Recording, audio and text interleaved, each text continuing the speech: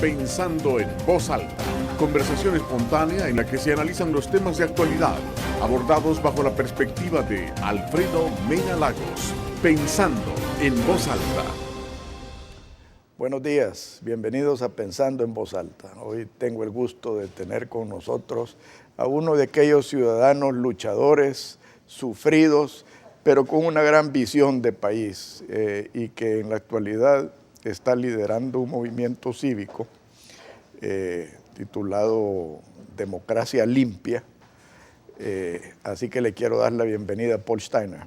Bienvenido, Paul. Muchas gracias, Alfredo. Gracias por invitarme. Es un placer estar aquí. Paul, quisiera que comenzáramos con un diagnóstico de lo que tú ves en el país. Yo tengo la tesis de que no estamos viviendo ni una democracia plena, ni tampoco una sociedad verdaderamente libre. ¿Qué nos puedes opinar? Estaría de acuerdo con su conclusión. Y si nos remontamos al objetivo de los acuerdos de paz, que era... Que yo lo llamo acuerdos de guerra, porque sembraron la semilla de la guerra que estamos viviendo. Tal vez a eso apuntaba. Yo no lo llamo acuerdos de guerra, yo lo llamo inauguración de un nuevo feudo. Pero básicamente lo que se quería lograr era la refundación de una nueva república. Ahorita ya tenemos más de 2 generaciones, 24 años desde esa época, y prefiero no hablar en base a solo mi opinión, sino que en hechos. El reporte multidimensional de pobreza, publicado por las Naciones Unidas el año pasado, en noviembre, nos dice que, y no voy a entrar en el detalle porque cualquiera lo puede ver, pero más del 98% de hogares salvadoreños sufren al menos una dimensión de pobreza, ya sea educación, ya sea salud, ya sea calidad de hábitat, ya sea seguridad. Son 5 categorías en total, muy similares a las 5 obligaciones que tiene nuestro Estado en nuestra Constitución de entregarle al ciudadano.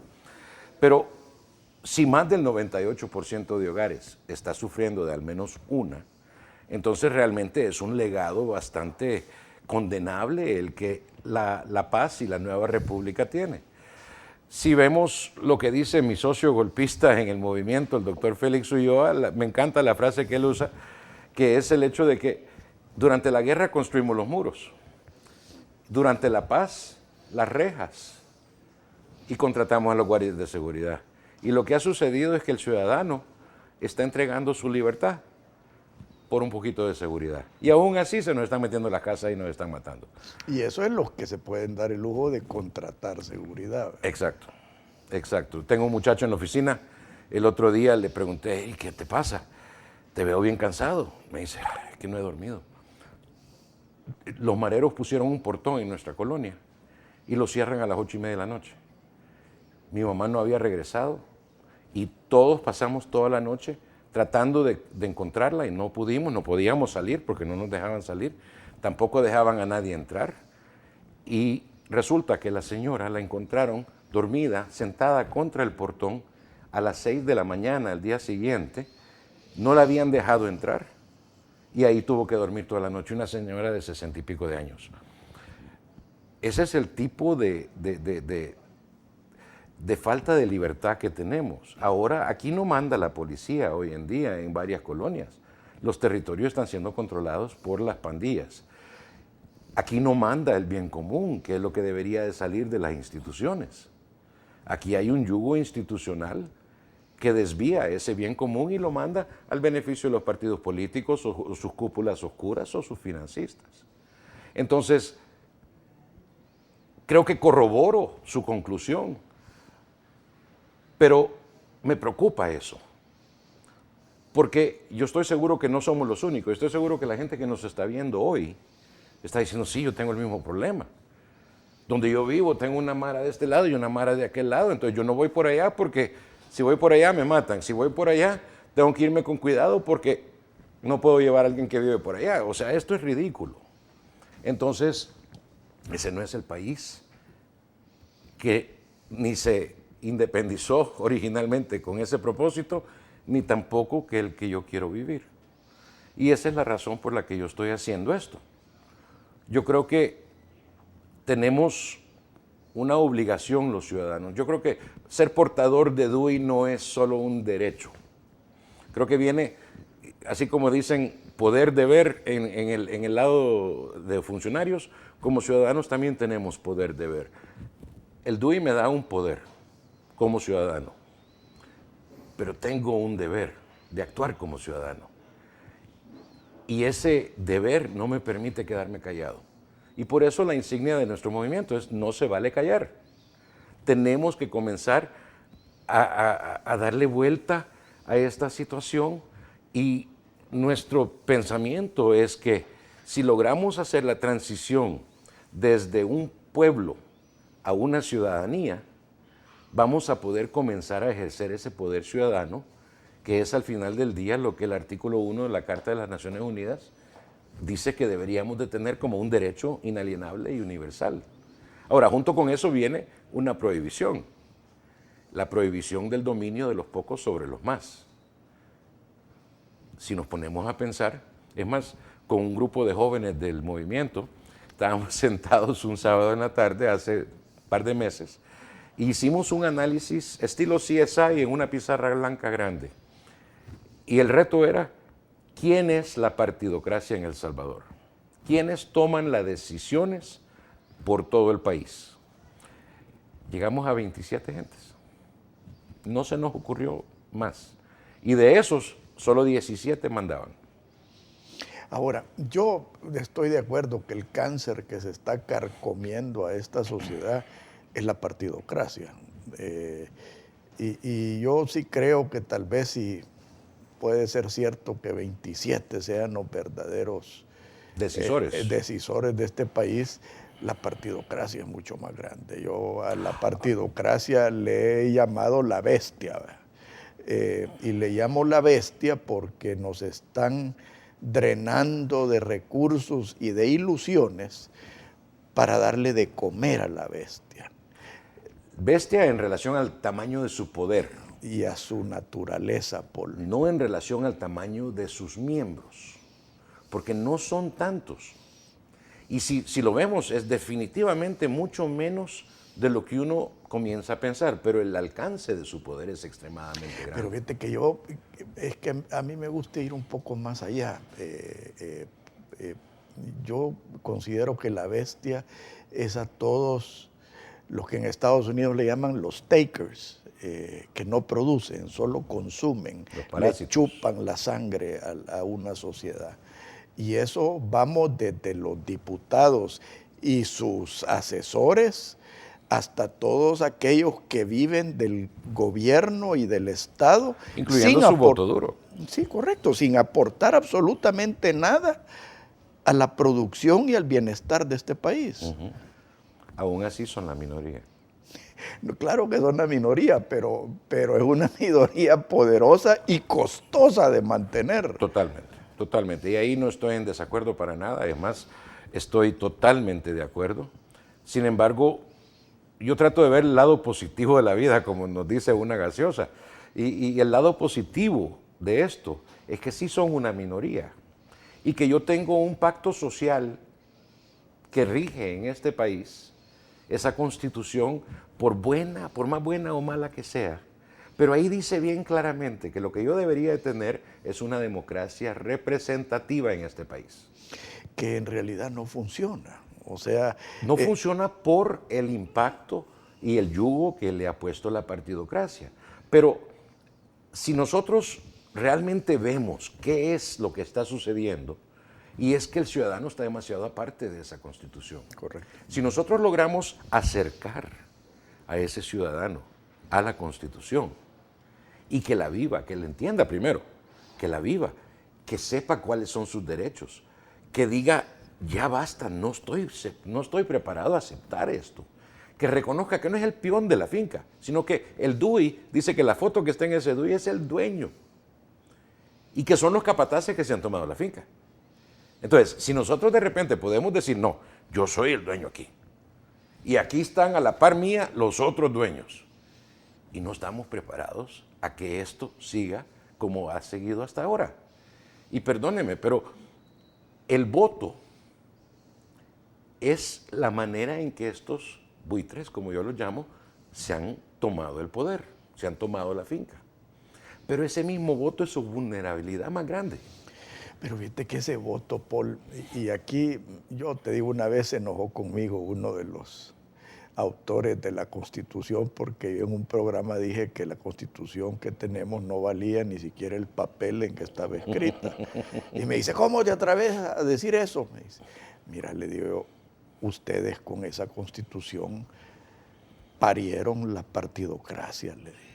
Desafortunadamente, al sí. haberle dado a los partidos políticos y sus estructuras un cheque en blanco para hacer y deshacer, entonces eso indica que aquí somos libres para votar, no para elegir. Exacto. Y ahí es donde a mí me preocupa el voto.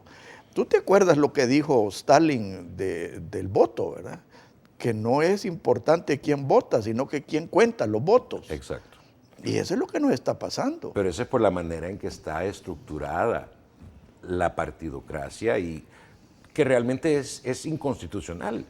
Interesantemente, hemos estado trabajando con el abogado Herbert Danilo Vega, que es uno de los abogados que ha estado metiendo un montón de demandas de inconstitucionalidad, etcétera, a la sala.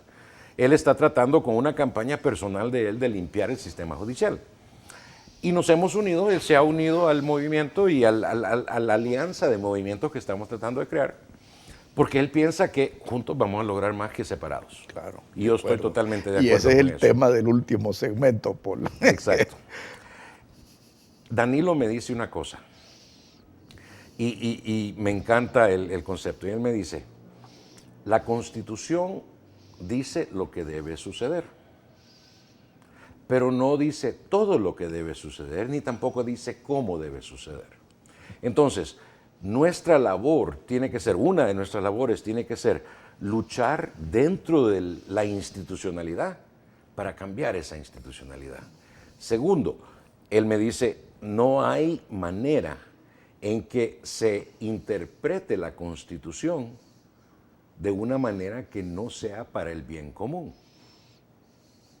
Porque el primer artículo de la Constitución establece lo que dicen los abogados causa causaron, la causa de todas las causas, el bien común. El bien común, la justicia y la seguridad jurídica. Pero justicia y seguridad jurídica son para lograr el bien común.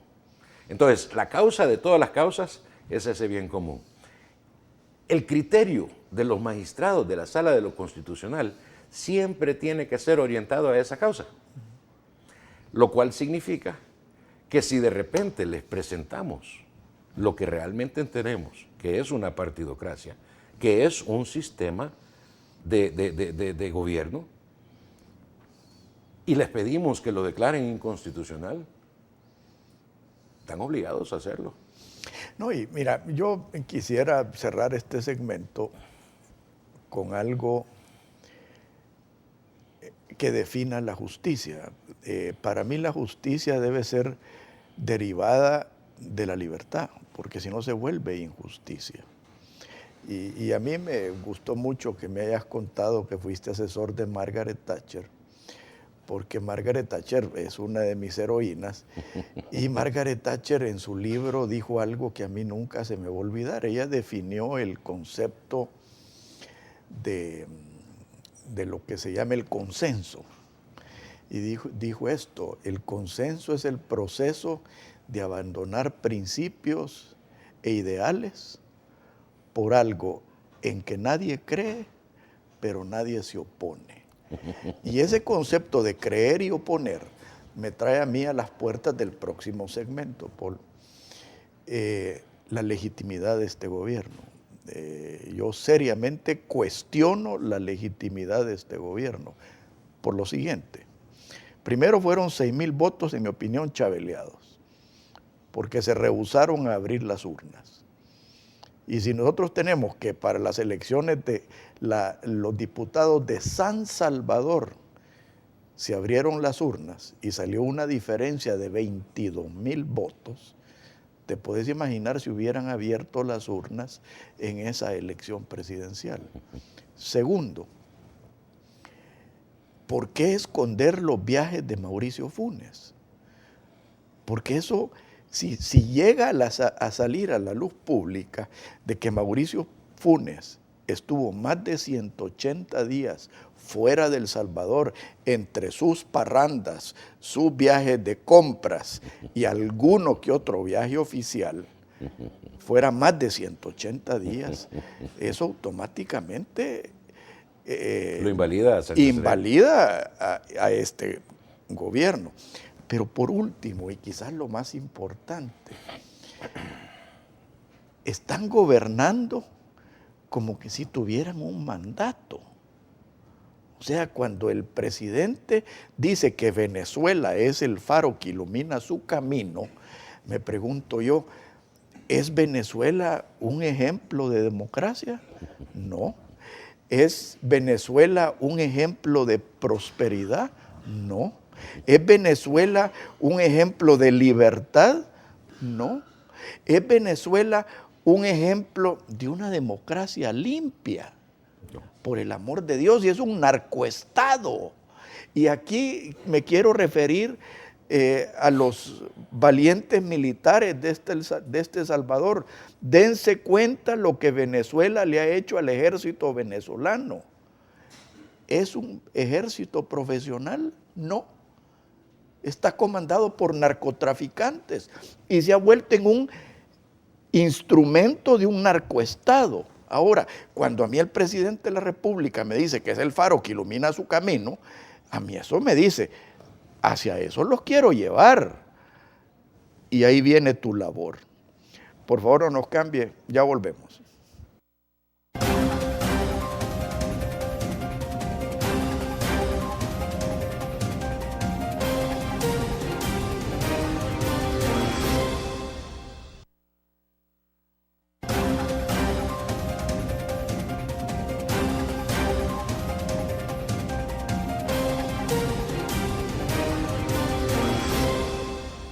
Paul, hablemos un poco del movimiento Democracia Limpia, movimiento ciudadano. ¿Qué te impulsó a fundar ese movimiento? Yo me regresé al país en el 2003, de haber tenido una carrera a nivel internacional bastante efectiva, bastante exitosa. Renuncié a un nivel de ingresos muy diferente al que tengo ahora, para regresar a tratar de utilizar un poco de la experiencia que yo tenía en el país. Me di cuenta, primero hice los intentos a través de tratar de asesorar partidos políticos, de proponer. Lo hice tratando de proponer con Arena, tratando de proponer con Mauricio Funes, tratando de proponer con el Frente. En todos los casos me pegué contra la pared. También probé con la NEP y también me pegué contra la pared.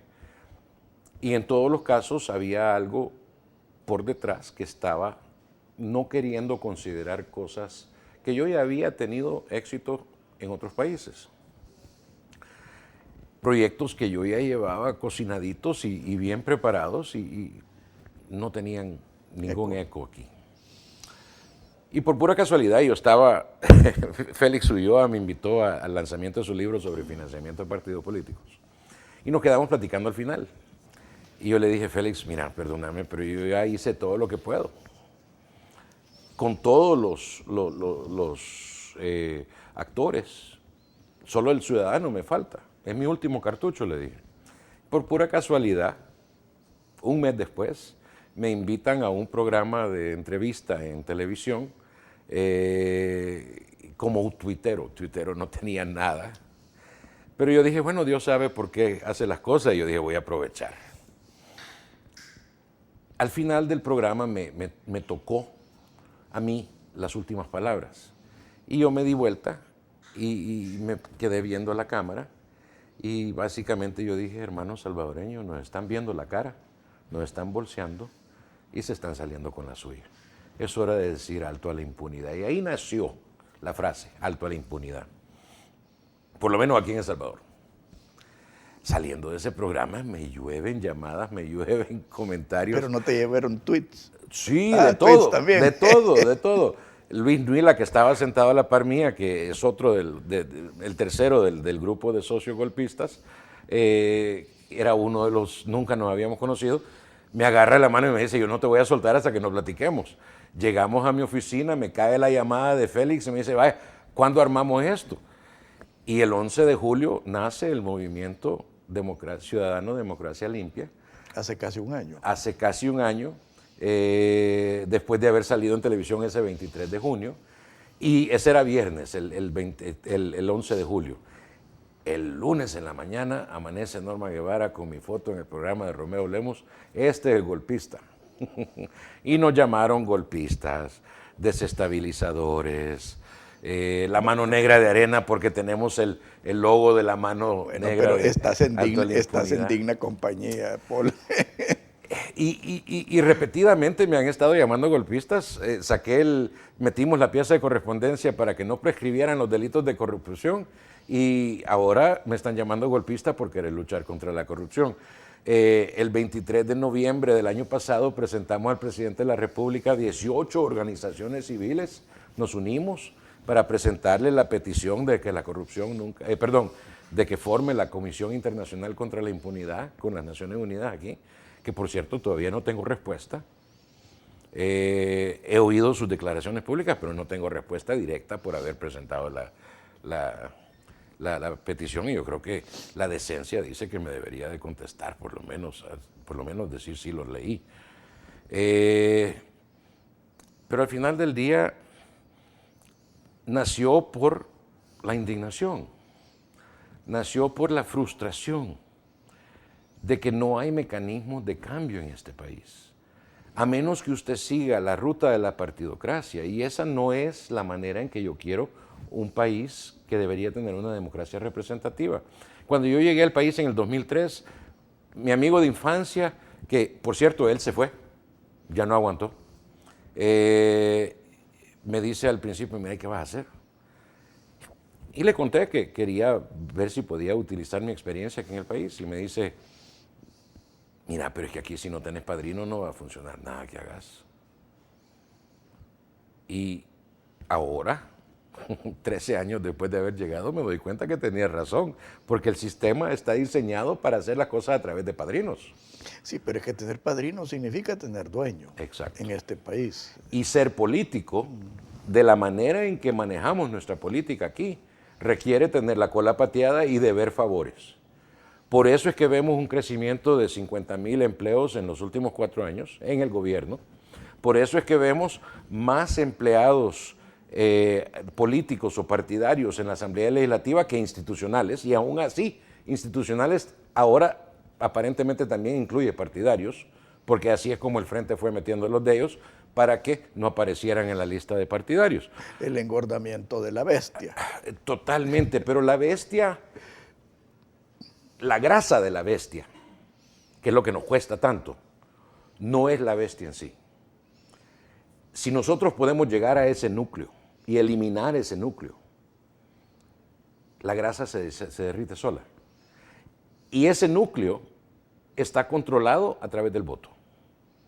Y no estoy hablando de eliminar partidos políticos. La Constitución está bien clara. Necesitamos partidos políticos para expresar la voz del ciudadano. Estoy tratando de eliminar a esas cúpulas oscuras que nunca fueron votadas, que nunca fueron representativas de sus afiliados y que nunca fueron transparentes sobre su financiamiento. Si nosotros logramos quitar los grupos oscuros que manejan el país, que nunca fueron electos, logramos comenzar a limpiar. Logramos comenzar, bueno, tomemos un ejemplo típico. El sistema judicial, todos decimos no tenemos un sistema de derecho. ¿Por qué un Estado de Derecho? ¿Por qué no funciona? Porque tenemos un gran montón de jueces, muchos de los cuales son perennes, porque no son periodos, son para siempre. Muchos de los cuales, es más de casi la mitad, han aplazado el examen del CNJ. Casi la mitad. Por lo menos una vez. Y casi 35 lo han aplazado en todas las ocasiones que lo han tomado. Y el sistema judicial no está funcionando de esa manera.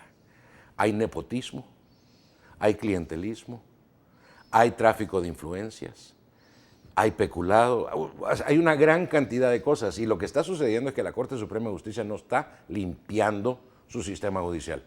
Pero es un sistema judicial carísimo. Si lográsemos limpiar ese sistema y carísimo judicial, no por lo que cuesta en su presupuesto. por lo daño que causa. Exactamente, Sí. exactamente. Si nosotros dejamos de pensar en el dólar que gastamos y comenzamos a pensar en los dólares de daño que causamos por ese dólar que gastamos, estamos hablando de un daño de lesa humanidad. No, y fíjate que eso a mí me lleva al concepto de la corrupción. Mucha gente se preocupa porque este se robó tanto en tal licitación, este se robó tanto en viajes no necesarios, este se roba, pero el verdadero robo y lo que le quita la oportunidad al salvadoreño son los privilegios que se venden a través de ese clientelismo político. Eso es lo que verdaderamente le cuesta al país. Yo aplaudo el trabajo que está haciendo la sección de probidad porque lo está haciendo con una mano atada detrás de la espalda, con un presupuesto ridículo. Un despacho contable tiene más presupuesto que la sección de probidad, con todo el sistema bancario en su contra porque no quieren romper el secreto bancario para dar la información, aunque por ley la tienen que dar, con migración totalmente en contra porque no quieren dar la información de viajes y movimientos territoriales, o sea, el CNR no quiere dar datos de propiedad, etc. Realmente están cuesta arriba. Pero ellos solo se están concentrando en una muy pequeña parte de corrupción, que es el enriquecimiento ilícito. Cuando estábamos preparando la pieza de correspondencia para que los delitos de corrupción y delincuencia económica no prescribieran, hicimos nota, o tomamos nota que habían más de 35 diferentes delitos. Enriquecimiento ilícito siendo solo uno. Ahora, el problema es que los otros son los que causan el mayor daño. El sitio web GF Integrity, que mide el movimiento de fondos ilícitos de todo el mundo, y lo mide con una estimación muy buena, estima que en El Salvador desde 2004 hasta 2013, 10 años, se han esfumado 17.500 millones de dólares en movimientos de fondos ilícitos. Ahora, esto no es todo enriquecimiento ilícito. Aquí está facturación inflada, aquí está lavado de dinero, etcétera, pero y tanto de privados como de funcionarios. 17.500 millones en 10 años es mayor que la deuda nacional. Ahora, en esto del enriquecimiento ilícito también hay otra cuestión que yo quiero apuntar, que aquí se está hablando del enriquecimiento ilícito del corrupto, pero no se está hablando del enriquecimiento ilícito del corruptor. Totalmente. Los capitales enormes que se han hecho a base de las prácticas monopólicas vendidas por los políticos. No solo las prácticas monopólicas, sino que el narcotráfico también. Pues eso ya es criminal, ¿verdad? Pero desafortunadamente... Es de la misma. Pero es que tenemos que entender que la partidocracia aquí tiene un lado legal y un lado criminal. Correcto. La partidocracia en El Salvador... De un lado legal, entre comillas. Sí, legítimo no, pero legal, ¿verdad? Sí. Legal porque ellos mismos ponen las leyes. Ahora, es como este gobierno, es legal pero no es legítimo. El punto, creo yo, es que tenemos que entender que la partidocracia ha mutado. Tenemos dos partidocracias. Una tiene nombre y apellido, se llama el Grupo de Familia. Yo me he tenido que meter donde asustan y hablar con los que asustan para realmente entender esto. El Grupo de Familia controla el cartel de los soles de Sudamérica, Sinaloa y los Zetas, esos tres aquí en El Salvador. La mafia rusa está representada aquí en El Salvador. Hay infiltración del organismo de inteligencia del Estado, de la policía, de la Fuerza Armada, por este grupo criminal. controlan los 3 carteles de El Salvador: Perrones, Caminito y Texis. Mucha gente dice, ¿Caminito qué es? Existe. Controlan las 3 maras principales, la Mao Mao, la 18 y la MS.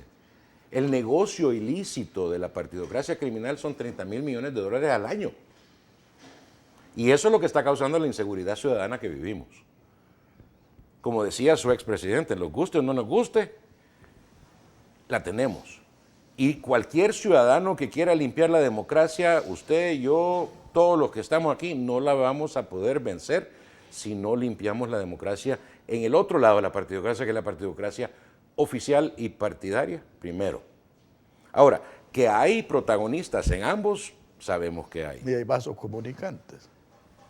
Pero la clave está en retomar la integridad del Estado para luego atacar la criminalidad que existe en el Estado. No se puede hacer al revés, y es un orden que no tenemos opción, hay que seguirlo. Y ese orden comienza con el legislativo, porque esa es la casa del pueblo, de la cual me echaron en diciembre, por cierto. Eduardo Lobo, el doctor Eduardo Lobo y su servidor llegamos a exigir la no reelección del fiscal Martínez, y 2 diputados del FMLN insistieron en que Seguridad nos echara de la casa del pueblo, aunque teníamos permiso de diputados de estar ahí. Bueno, el punto es que tenemos que comenzar tomando ese legislativo, retomando el legislativo, para proteger y limpiar el judicial y eventualmente limpiar el ejecutivo. Pero si logramos un legislativo representativo de su pueblo y un judicial limpio, podemos comenzar a luchar contra el criminal inmediatamente. Ahorita aquí no se puede. ¿Cuántas veces no se han zafado estos criminales? Porque hicieron componenda con el fiscal, porque hicieron componenda con el juez, porque le cayó presión al juez de todos los integrantes de la partidocracia, porque cierto líder exterrorista o exguerrillero está protegiendo a tal fulano, o porque cierto operador empresario de gran capital está protegiendo a tal otro. En todos los casos, entran por una puerta, salen por la otra 3 días después. El Estado de Derecho no está funcionando. Tráfico de influencias es uno de los delitos más comunes. Danilo me dice, es que casi tenemos un delito de tráfico de influencias por hora en El Salvador. Es más común eso que los homicidios. Eso asusta. Entonces tenemos que entender que ese cáncer de la partidocracia es lo que nos está causando ese problema. Y necesitamos comenzar a tomar pasos contundentes los ciudadanos para ir quitando eso de su lugar, porque si no, el legado que le vamos a dejar a nuestros hijos es de ser esclavos. La libertad aquí ya casi no hay. No, y están obligando a lo mejor del Salvador, Paul, a emigrar. O sea, a mí me da tristeza ver cómo muchachos jóvenes que no encuentran oportunidad aquí optan por irse, o muchachos que han sido exitosos estudiando afuera y que optan por no regresar. Menores de 34 años en el país hay 2.2 millones de salvadoreños, de los cuales 800,000 no trabajan y no estudian. Esos son la clase más vulnerable, o el sector más vulnerable al problema de las pandillas y la inseguridad. Correcto. 1.3 millones de esos 2.2 millones están en centros escolares. El otro grupo más vulnerable a las pandillas.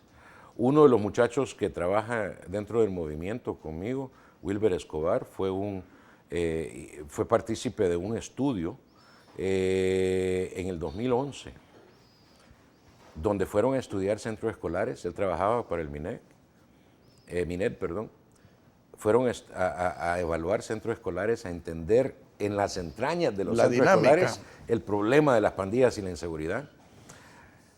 Produjeron un reporte de más de 150 páginas que él mismo le presentó al ex vicepresidente y entonces ministro de Educación, Sánchez el Serén. profesor Sánchez Serén, que lo descartó y lo tildó de desestabilizador e interesado partidario en desestabilizar su gobierno, lo mandó al carajo y toditito.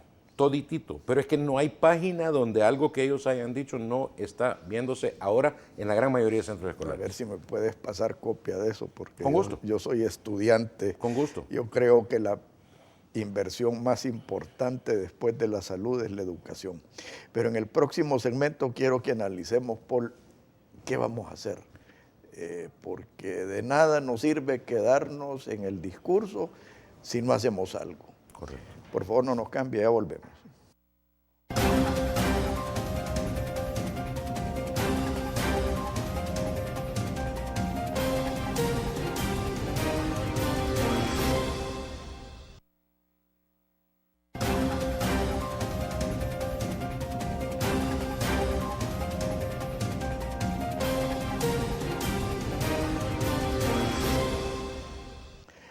Paul, en 1979, cosa que a mí me está regresando ese sentimiento, yo fundé el movimiento nacionalista salvadoreño. Y nos empezaron a acusar de que éramos extrema derecha, que éramos militaristas, que es que no nos dijeron. Ya Roberto Dabuizón estaba integrado al movimiento nacionalista. Y yo había tenido una empresa pesquera en Nicaragua. Y yo fui testigo de lo que sucedió en Nicaragua. Y aunque el Frente Amplio Nacional era contra Somoza, pero a mí me gustó el nombrecito. Y entonces yo sugerí que creáramos un Frente Amplio Nacional. Y ahí se incorporó el movimiento reformista, el Frente Femenino, Faro, Pro Paz y Trabajo, y un montón de frentes que surgieron. Y de ahí germinó Arena. Yo siento, Paul, que estamos llegando al mismo sentimiento. Tenemos varios movimientos legítimos, con buenas ideas, buenas personas, dispersos. Yo te quiero proponer con toda humildad que se vuelva a fundar un Frente Amplio Nacional, porque siento que si no unimos esfuerzos, esto se va a quedar en lírica. Yo aquí tuve un experto en este tipo de cosas y analizamos lo que sucedió en Guatemala. Y me dice, mira, en Guatemala, me dijo, la clave fue de que la ciudadanía se unió alrededor de un objetivo. Luchar contra la impunidad. Y contra la corrupción. O sea, algo que nadie decente puede cuestionar, algo que era necesario para el país, y eso unió a la sociedad indistintamente de su sesgo ideológico, de su condición económica, de su condición social, de su condición intelectual, los unió. Yo creo, y humildemente propongo, que lo que nos una aquí es la creación de unas CICIES, porque creo que es el único instrumento que va a comenzar a corregir esa impunidad.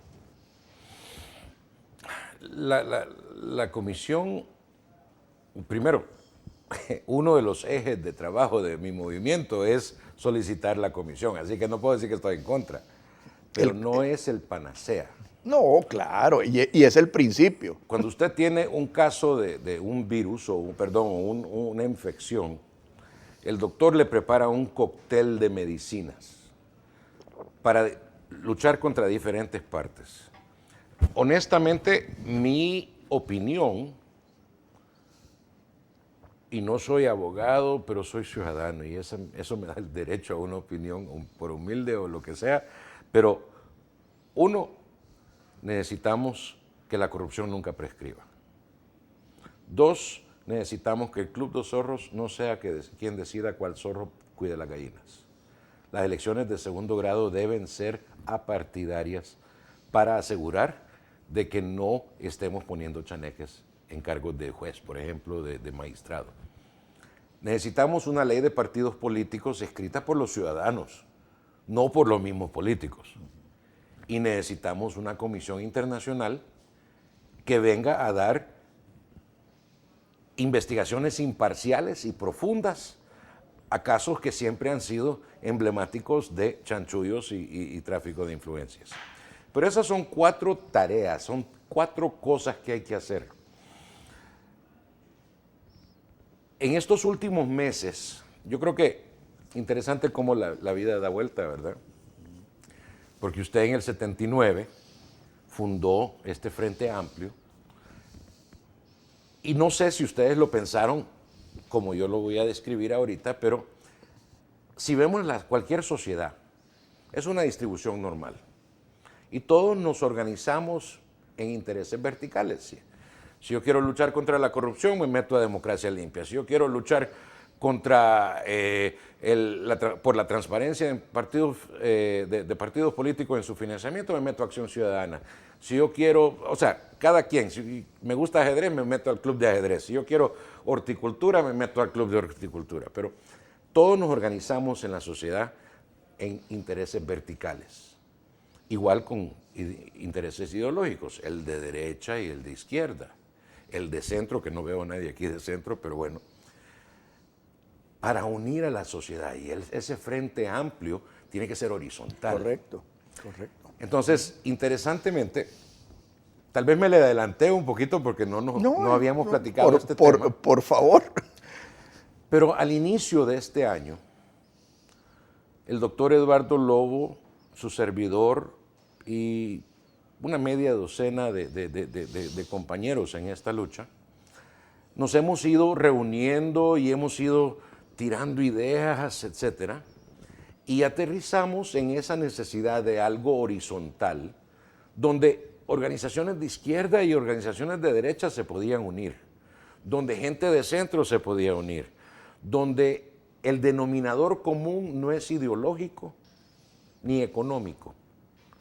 El denominador común que nosotros hemos encontrado es una fundación de valores que está socavada ahorita. Hablamos con cualquier arquitecto, cualquier ingeniero y lo primero que le va a decir es, usted le puede poner todos los pisos, todos los muros, todas las ventanas, pero si la fundación cualquier está color mala al edificio, pero si la fundación no funciona, está mala, se le va a caer. Por eso es que los gobiernos de Arena no funcionaron, porque la fundación de esos valores estaba socavada. Por eso es que los gobiernos del FMLN no están funcionando.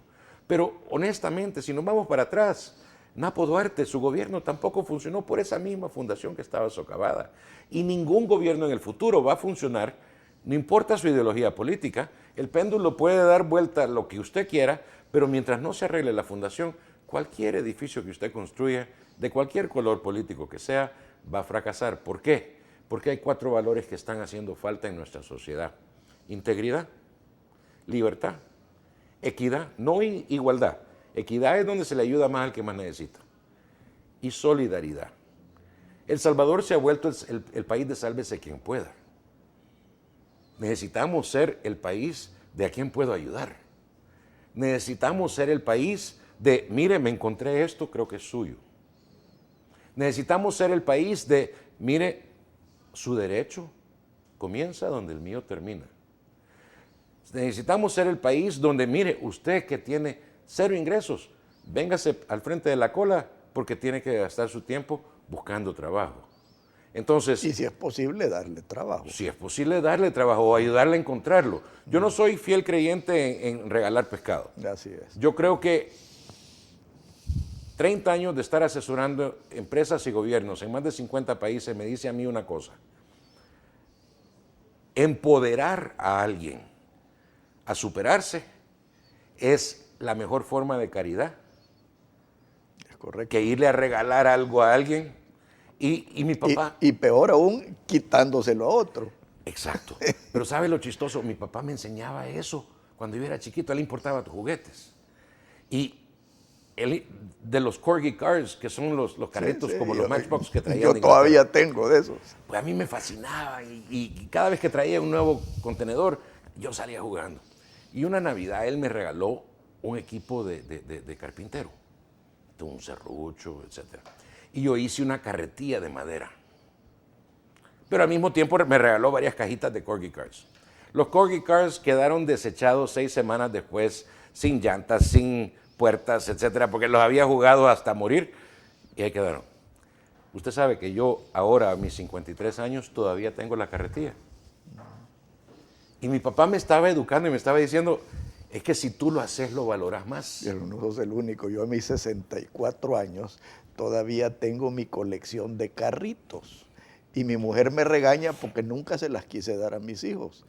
Ahora que están grandes, sí se las voy a dar. Porque yo sé que ellos las van a conservar para sus hijos. Así que tenemos mucho en común, Paul. Empoderar a la gente les ayuda a salir adelante, les ayuda a quedarse adelante. Sí. Entonces, el movimiento es solo uno de varios que ya nos estamos reuniendo todas las semanas. Ya llevamos alrededor de 30 organizaciones civiles que estamos trabajando juntos. Nos estamos llamando Unidos. Creo que usted tiene por ahí el logo, si lo quiere enseñar en cámara. No lo hemos sacado al público en publicidad, etcétera, porque lo primero que estamos haciendo es tratando de organizarnos para que la sociedad civil entienda qué patria somos nosotros, que nosotros somos los dueños de la finca y no los peones, y que la única manera de hacerle entender a los capataces es que esa alianza de organizaciones verticales, alianza horizontal de organizaciones verticales, nos unamos y nos paremos a la par. Uno de los socios en este grupo se llama Grupo Socio, Sociedad Civil Organizada, que ya tienen casi 15, 16 mil gente que se les ha unido. Ellos, por cierto, si les puedo hacer un comercial, este 19 de junio van a tener su tercera presencia en El Salvador del Mundo a las 9 de la mañana. Es la tercera vez que convocan. La primera vez fue en febrero, llegaron como 50 personas. La segunda vez fue el mes pasado, en abril, y tuvieron como 200 personas. El objetivo en 19 de junio es sobrepasar los 1000. Ya no podemos ser revolucionarios de sofá. La única manera que vamos a poder cambiar nuestro futuro es realmente uniéndonos y tomando acción. Hay 3 estados de ser, decía un filósofo. El primero es estar inspirado. La inspiración puede ser negativa o positiva. Yo creo que todos estamos indignadísimos de lo quebrada que está nuestra patria. Entonces eso es suficiente inspiración. El segundo es el estado de razonamiento, donde analizamos las causas de lo que nos duele y decidimos cuál es la solución. Yo creo que la mayoría de la población salvadoreña todavía está en esa fase, porque indignados estamos todos. De izquierda, de derecha, todos estamos indignados. Y encima de eso, todos en el piso. Entonces, tenemos que entender cuáles son las maneras de proceder y luego tomar esa acción. La toma de acción, yo creo que debe de comenzar este año. Y esa es la de formalizar esta asamblea o alianza, de organizaciones civiles, formalizarla y que sea la sociedad quien propone los candidatos independientes, sí, que sea espontáneo, para 2018. O sea, Pero las cosas espontáneas necesitan ser ordenadas, porque el fuego es espontáneo, ¿verdad? Pero si no se le protege, entonces se sale de control, si no se le ordena. No queremos que esto sea violento. Hay un estudio, varios estudios, pero uno en particular de una asesora estadounidense que demuestra que las revoluciones pacíficas tienen mayor probabilidad de parir una democracia duradera que las revoluciones violentas. ya vivimos una revolución violenta, que realmente no era revolución. La gran mayoría de los salvadoreños ni se metieron, eran dos minorías. Y además que se convirtió en revolución. Ese fue tal vez el acabose de la confianza, pero ahora lo que tenemos es una necesidad de realmente, genuinamente refundar esa república que necesitamos. La necesitamos desesperadamente. Usted mencionó, Alfredo, el éxodo salvadoreño. Más del 65% de los que se van son jóvenes. Más del 70% de los que se mueren cada día son jóvenes. Creo que es más del 45% de los desempleados son jóvenes. Perdón, pero estamos exportando, matando, aburriendo Y frustrando a nuestro futuro. Yo siempre he dicho, yo a los 65 voy a colgar los tenis, pero yo ya estoy más para allá que para acá. Anteayer yo estaba hablando con como 300 jóvenes de la Universidad de El Salvador, de la Escuela de Ingeniería, contándoles sobre el proyecto de Unidos. No hubo uno que me dijo que no estaba de acuerdo. Muchachos que dicen, uno me dijo, es que yo ni siquiera tengo garantía que voy a llegar vivo a mi casa hoy en la noche. Entonces, si ese es el modus vivendi de esos jóvenes, ¿cómo podemos esperar que ellos cuando salgan de graduados, primero van a trabajar, segundo van a estar vivos, tercero van a querer criar un niño aquí? Lo primero que van a buscar es irse. Por eso es que hemos exportado toda nuestra mejor mano de obra para Estados Unidos. Una de las organizaciones que se nos ha unido es FUSA, Fraternidad Unida de Salvadoreños en América. Tienen como 50,000 personas que se les han unido allá. Nuestra mejor mano de obra, empresarios extremadamente exitosos allá en Estados Unidos. ¿Y por qué no pudieron ser exitosos aquí? Porque aquí no tuvieron las oportunidades. La gran mayoría de ellos salió huyendo. Y fíjate que yo no me canso de decir que el principal capital que toda esta gente puede aportar no es el dinero que puedan traer, es el cúmulo de experiencias. Claro. Ellos ya vivieron en libertad, ellos ya vivieron un estado de derecho, ya vivieron en una sociedad de oportunidades. Ya probaron, ya saben cómo es. Correcto. Esa es la cosa. También el converso de eso. ¿Por qué es que muchas veces aquí no hacemos nada? Porque nunca hemos probado la libertad. Porque es lo que estamos gritando más duro, porque queremos este cambio. Somos gente que hemos vivido fuera, porque lo hemos visto. Hemos visto qué bien se puede vivir. Hemos probado la paleta y nos gustó y sabemos que si más la prueban, más les va a gustar. Pero ahorita tenemos un montón de salvadoreños que están tan amolados. Amolados es la palabra. Se han concentrado el 100% de su día en sobrevivir.